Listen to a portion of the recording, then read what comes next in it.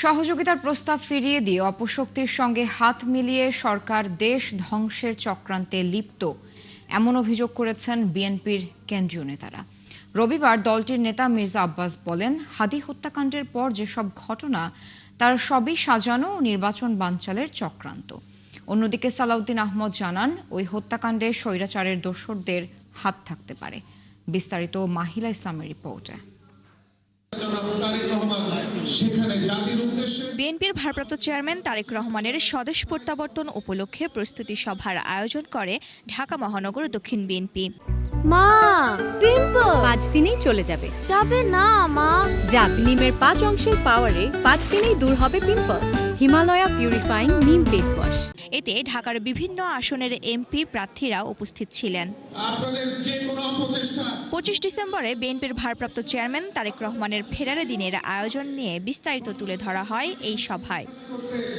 এ সময় মির্জা আব্বাস বলেন, শহীদ রাষ্ট্রপতি জিয়াউর রহমানের রেখে যাওয়া গণতন্ত্র 18 বছর পর সঙ্গে নিয়ে দেশে আসবেন তারেক রহমান। গণতন্ত্রকে সাথে নিয়ে আসছেন আমাদের নেতা তারেক রহমান, বাংলাদেশ ফেরত আসছেন, তাকে আমরা স্বাগত জানাবো।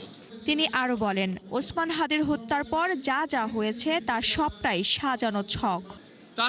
তাদের প্রতিটি কার্যক্রম খুব ধারাবাহিক।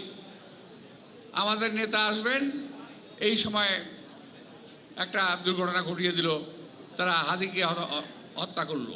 তারপরে পরপর কয়েকটি ধারাবাহিকভাবে কতগুলি ঘটনা ঘটলো, মনে হলো সাজানো একটা ছক। এটা একটা সাজানো ছক, আর তাদের কার্যক্রমের মধ্য দিয়ে তারা এই দেশে মানুষের গণতান্ত্রিক অধিকারকে হরণ করতে চায়, যেটা আমরা 71-এ একবার, 24-এ একবার অর্জন করেছি। আমরা সেই গণতান্ত্রিক অধিকারকে হরণ হতে দেওয়া যাবে না।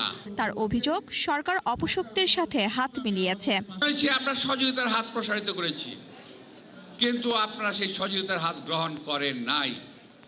আপনারা দেশ বিরোধী চক্রের সঙ্গে, তাদের সঙ্গে থেকে দেশকে ধ্বংস করার নির্লক্ষ্যে লিপ্ত আছেন বলে আমি মনে করছি। এদিকে বিএনপির গুলশান কার্যালয়ের সামনে সালাউদ্দিন আহমদ বলেন, হাদি হত্যাকাণ্ডের সাথে স্বৈরাচারের দোসররা জড়িত থাকতে পারে। নির্বাচনকে বানচাল করার জন্য, পারতপক্ষে পিছানোর জন্য যে সমস্ত অপকৌশল গ্রহণ করেছে ফেসিবাদী শক্তি, পতিত ফেসিস্ট শক্তি, তার সাথে হয়তো তাদের এদেশীয় দোসররা এবং এর বাইরেও যারা নির্বাচন বানচাল করতে চায় তারা জড়িত থাকতে পারে। গণতন্ত্রের অগ্রযাত্রা বাধাগ্রস্ত করার সব ষড়যন্ত্র বিফল হবে বলেও মন্তব্য করেন এই নেতা।